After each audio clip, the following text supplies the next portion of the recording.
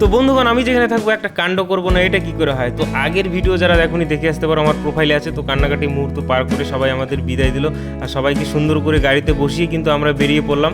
এখন যাবো হচ্ছে আমরা বল্লার উদ্দেশ্যে মায়ের দর্শন করতে। আর পিছনে কিন্তু আমরা সব বন্ধুরা বাইক নিয়ে যাচ্ছি। এখন কোথাও দাঁড়াবো না, সোজা যাবো মায়ের কাছে বল্লায়। তো বল্লার এখানে আসার পর ওর ইচ্ছে ছিল একটু বাইক নিয়ে কিছুটা যাবে। ওদের দুজনকে সুন্দর করে বাইকে বসিয়ে দিয়ে এখন যাওয়া হচ্ছে মায়ের কাছে আশীর্বাদ নিতে। নতুন জীবনে পা দিচ্ছে, তার আগে মায়ের আশীর্বাদ তো অবশ্যই দরকার, তাই না?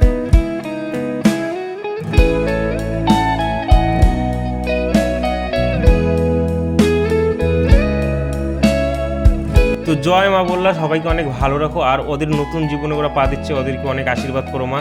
আর মন্দিরে মায়েদের কাছ থেকে আরও অনেক সবার কাছ থেকে আশীর্বাদ নিয়ে আমরা কিন্তু আবার বেরিয়ে পড়লাম।